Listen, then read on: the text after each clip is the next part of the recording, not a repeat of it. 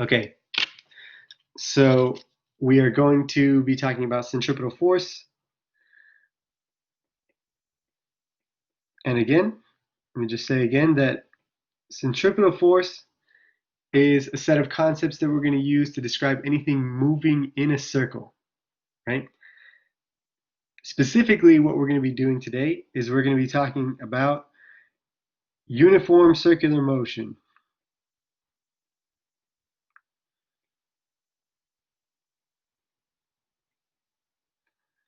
So, what does this mean? So, circular motion is fine. We all understand you're going to be moving in a circle, right? So, if I have an object, let's say, I'm going to use the moon kind of revolving around the Earth, right? So, if I say, this is the Earth right here, and I'll put in some green, just so it looks more earthy. And then we have kind of the moon hanging out here. The moon undergoes pretty much very, very close to something resembling uniform circular motion. That means it will keep moving around in a circle over and over, right? And it'll kind of keep repeating this motion. But there's one more thing here that is very important for us, and that is this concept of uniform circular motion, right? So this is a special qualifier for us. All this means, so if you see uniform, it means that my speed, so this is what uniform means, speed is constant, okay? So for us, we can't be kind of going kind of slowly while we're over here and then kind of quickly over here. So it can't be going slow and then fast and then slow again. So when we talk about uniform circular motion, it's just kind of going around in a circle at some constant rate, right? This is going to come into more when we start talking about, rotational motion, rotational forces, all of these things. But for now, all we have to worry about is that we have something moving in a circle and its speed is constant. Now, speed we're going to use here. It's might be a little bit confusing, but this is the way kind of most books show this. Um, we're going to show speed as a small v, right? So remember velocity, I usually use for velocity, I usually use this capital V with a vector symbol. Right now for speed, I'm going to denote it with this small v, okay? So this is equal to some constant. Okay. Now that we have this, we can kind of start talking about all the different parts. A lot of the concepts for like period and things like that, you're going to be going through in your simulations. I want you guys to kind of look at them, but we're going to talk about them a little bit here. So first of all, I want to talk about the period of motion. Okay. So the period is kind of special and it's something we haven't really dealt with that much. But this is basically, okay, this is the amount of time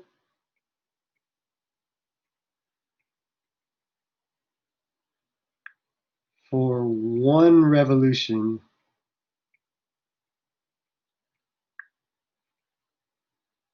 of an object. Okay, so here, let's say the moon going around the Earth. This is our example for uniform circular motion. How long does it take the moon to go all the way around one time? Okay, that amount of time is actually my period. It's a special amount of time. Okay, so my units here, guys, my units for period is in seconds. It's amount of time. It's time, so we're still using seconds the way we usually do. Okay? And the variable here for period, you know what? Let me kind of put it before I put this stuff in here. My period is capital T. Okay, that's the variable for period. Capital T, of course, maybe doesn't seem like because it's period, but we've already used P, just recently for momentum. Capital T is just kind of, if you can remember this, it's a special amount of time. So it's lowercase time, lowercase t was for time, just any time. Capital T is a special amount of time just for this, right? The amount of time it takes for something to go around in a circle, that is a period, okay? We also have frequency, right? So frequency is very similar. It's just how many times per second does something go around in a circle. But you guys can cover that a little bit more in your simulations, but they're basically just the inverse of each other, okay? So if I look at frequency, I don't cover this too much because I want you guys to focus more on period, but this is just 1 over my period. It's just the same thing. So if it takes me, let's say, uh, it takes me half a second, or let's say it takes me 3 seconds to go around in a circle with whatever I'm doing, then my period here is 3 seconds. So my frequency is 1/3. So I make 1/3 of a rotation every second. So it'll be like 1 second I'll be here, next second I'll be here. That third second is when I'll kind of complete this whole thing. So my frequency will be 1/3. Okay. So what we're going to be doing, guys, is looking at forces involved with this kind of motion. For example, what kind of force is making the moon go around us? This is kind of a weird force because anything else that we've done has kind of made us travel in a straight line. So if we have kind of a person pushing a box or friction or anything like that, it's always pushing either exactly parallel or perpendicular to whatever we're doing, right? But now we're getting into this kind of weird where something is acting on the moon in order to keep it revolving around the Earth, right? Um, if you guys know what that is, like what is the force that kind of keeps what is the force that kind of keeps the moon going around the Earth? If you guys know that, go ahead and kind of put that in the chat. Let's see if anybody knows. There is a certain force that is keeping the moon going around us constantly. Do you know what that is?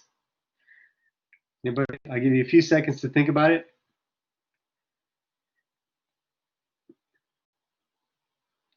Just in case anybody wants to take a guess. Good. I've got a few answers already. Gravity. Good. But, so here's where this weird thing comes in. It is gravity. I completely agree. Okay? But gravity is kind of different from the forces we looked at so far because it's not acting in this direction. It's not pushing the moon kind of sideways, right? There's no sideways gravity. We kind of already talked about this when we talked about 2D motion. Gravity is always trying to push us down. This is my force of gravity towards the Earth. So it's sort of weird that gravity is kind of bringing the moon towards us. It's trying to bring the moon towards us, but the effect that it's having is always actually bringing it around us, right? So this is kind of what we want to talk about today. This is a centripetal force. It's a special kind of force because of this effect that it has, right? So in order for us about that, I want to first discuss, okay, one more time, kind of bring this up from the beginning of the course. If Okay, so I'm going to say speed versus velocity, the difference between these two things. So we've said here that my speed is constant. It's not going to change as we go through this entire motion around. My speed is never going to change. Okay. But does my velocity change? So does my velocity change at all is kind of the question we want to ask here. If it doesn't, if my velocity doesn't change, okay, so I'm going to go ahead and write that out here. If my change in velocity is equal to 0, okay, then my acceleration is equal to 0. Okay, so we say here that my speed is constant, but is my velocity constant when we do this? Let's go ahead and here, look. To play with this stuff, just kind of getting through this. All right.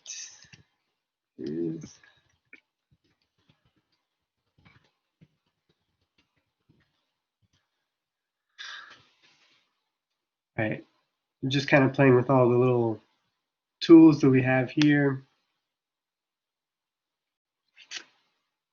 So I have constant speed as I'm going around. I promise you guys that my speed will never change as I go around in a circle here. Okay, as the moon goes around in a circle, my speed will always stay constant. Okay, so it's not a trick question like that, but I'm asking, will the velocity be constant? Okay, pretty much saying, is the velocity when the moon is at this initial point, is it the same as when the moon is at this point right here?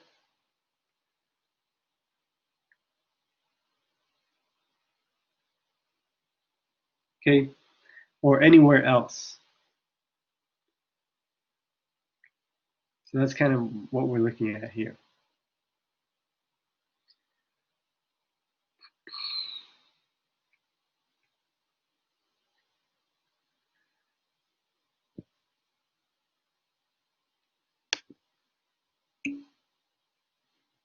Oh yeah, go ahead and vote for it. Yeah. So go ahead and use that and answer our question there. Do you think velocity is constant during the circuit? Oh, it won't let you? What? Try it again. Oh, okay, there it is. Yeah. Sorry.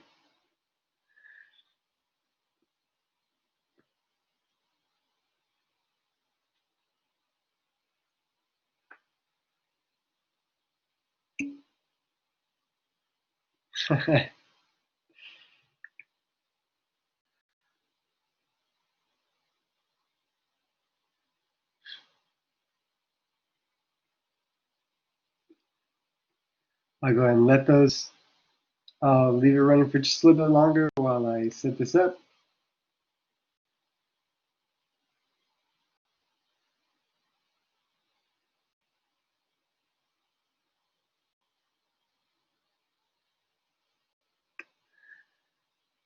Okay, so if we kind of, I'll go ahead and close this up now. So we've got a lot of yeses, we've got a few nos, right? So this is good. This is normal, right? Because when we first discussed velocity in the beginning of the course, I went through exactly what the difference was between speed and velocity, but we started kind of using them interchangeably, almost, right? We would just use like a negative or a positive to change velocity for depending on its direction, right? But now we need to come back to this. This is very important for us.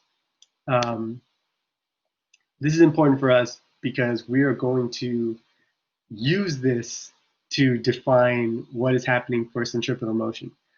So velocity is actually made up of two parts, right? This is very important for us. One of them, of course, is speed, okay? If my speed changes, of course my velocity changes. If you're in a car and you step on the gas, of course your velocity is changing and you're accelerating, right? But the other part, okay, that we sometimes forget about is that velocity has direction, okay?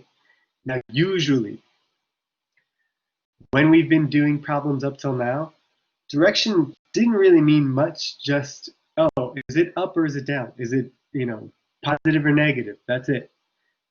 Didn't really have an effect on what we were doing. But here's the key thing.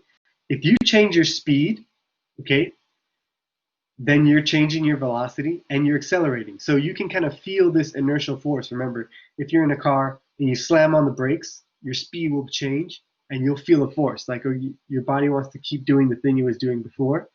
So you'll feel that force. But also, even if you keep your speed constant, if you change your direction, okay, you will change your velocity. So you will be accelerating and you will feel a force. This is kind of like saying, okay, let's kind of imagine that I'm going to, we're driving in a car. Let's go and do this. So here we are. This is us in a car. It's got wheels, right? And let's say this car is going 30 miles per hour. Okay. Without changing my speed, or let's say if you wanted to do this without changing your speed, you make a right turn. Okay? A right turn, that whole turn at 30 miles an hour, right? This is going to be like a very violent turn, right? This is going to be very uncomfortable for everyone inside the car. Why? Because even though you didn't change your speed, you just went 30 miles per hour the entire way during this turn.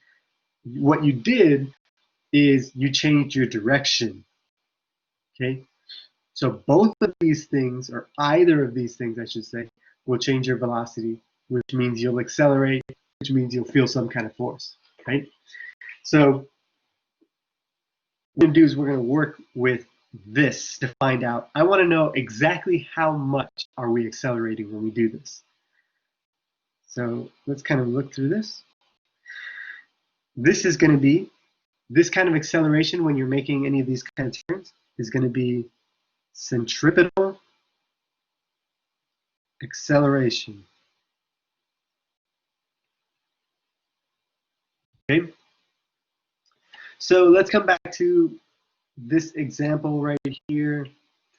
I've got my car making a turn, right?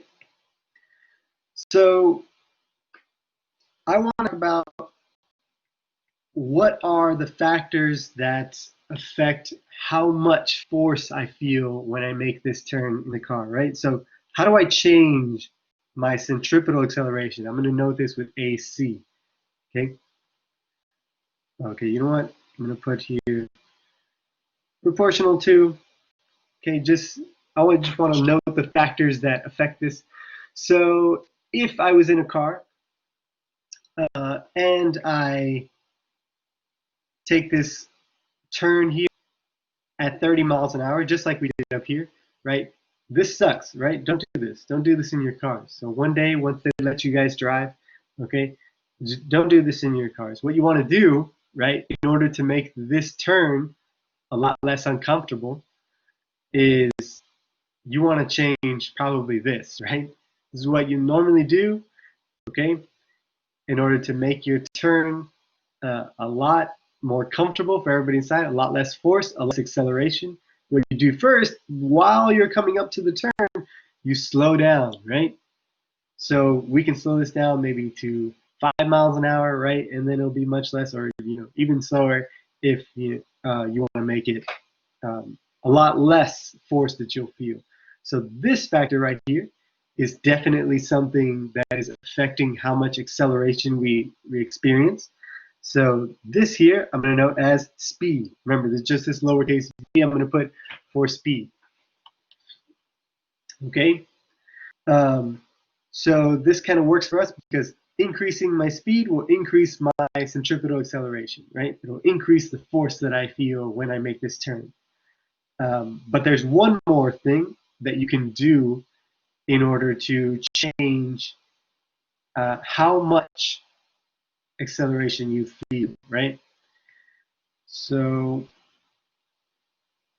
I'm going to put this here that my turn, I'm starting, when I start, let's say I'm going to the right direction. And when I end, I want to be going in this downward direction here. But when I make this turn, okay, imagine like a little circle. I'm following the path of that circle for just a little while, okay, in order for my car to start from the right and then go downwards here. I just follow kind of a quarter of this circle. It looks a little bit messy here. Let's see if I can kind of fix it up. Oops. Nailed it. Okay, that's it. So I'm kind of following the path of the circle here. But what would happen, kind of think to yourselves, guys, like if I made this circle right here much bigger, right? Essentially, if I took this same circle, but instead of that tiny circle, let's say I made,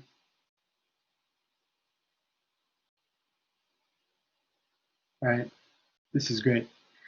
Okay, so I did this. So instead of making this sharp turn the way we did here, our turn kind of comes way out here, okay? So in this case, in this second red case that I've outlined right here, feel a lot less force, obviously, than in this case right here. So sometimes you make 90-degree turns when you're on the expressway, right? Something like that. You're going 70 miles an hour. It's just that you do it very, very gradually, right? You're gradually turning your car, and in that case, you can make that entire turn. The radius of your turn now is much bigger than the radius in this very sharp turn. So when you make a sharp turn, you have a small radius, okay? I'll go ahead and put this out here. So this is small r. And then when we made this large turn here, this radius was a huge radius, right? So now all we have to do is connect this to our formula. So when I had my small radius, okay, well, I'll kind of write it here on the side. Small radius, I had a huge acceleration, right? And when I had a very large radius, I had a very small acceleration, right? So these two things, they're kind of inversely related. As one goes up, the other one goes down, right? They're kind of they're opposing each other in terms of how they're correlated. So the way that we describe this, we've done this a few times before. If one thing increasing means the other decreases, means they're kind of on different sides, or on the top. One's on the top and one's on the bottom, right? So on the bottom here, I'm going to put radius. Okay. So here we have everything that we've just kind of described. I can change my acceleration with my speed, right? But I can also change that acceleration by changing the radius of my turn, how sharp that turn is. Okay, and this for any for any circular motion. But in order for us to turn this into a formula now, I'm just going to say this equals, but this is actually v squared. Okay? So our formula for centripetal acceleration is going to be v squared over r. This is a very special type of acceleration that will keep you moving in a circle always, right? But there's something that we need here. Remember, it has a direction, okay? And that direction, we've kind of already discussed it up at the beginning, but the direction of that acceleration is always towards the center of the circle. No matter where the moon is, it has a force of gravity that is always towards the Earth. Same thing, whenever you're making a turn here, there is a force that is always kind of trying to bring you into the center of a circle, and that's what makes you go in this kind of circular path. The fact that your velocity and your acceleration are perpendicular to each other. If they stay perpendicular all the time, like this, you'll just continue this circular motion. This is actually the really cool thing here. So this is what we're going to be playing with today. We have one more thing, right? Just to kind of round it all out, we've only talked about acceleration so far, is going to be centripetal force. Okay? But to do this, it's very simple actually, because we have our formula for force to find out how much force something has resulting from some acceleration, right? Or, sorry, how much force we need in order to accelerate an object. We have F equals ma, right? So what we're going to do is we're just going to use this now as centripetal force and centripetal acceleration. So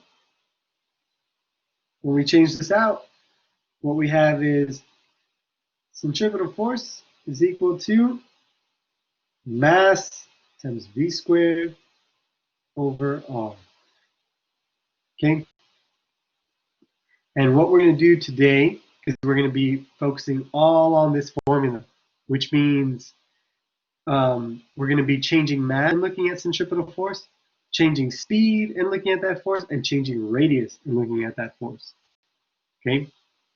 That's going to be in our simulation for today. So changing all three of these things and looking at their effect on centripetal force. Does anybody have any questions so far? Okay, so it kind of seems like there's a lot here, but I think it's just a lot of setup that we need in order to, it's just a lot of setup in order to build the idea, but now that we kind of have it all laid down, you see that we really only have two formulas, right? Speed squared over radius, and using that with F equals ma, so mass times speed squared over radius, okay? So there is one thing that I want to add in here for period.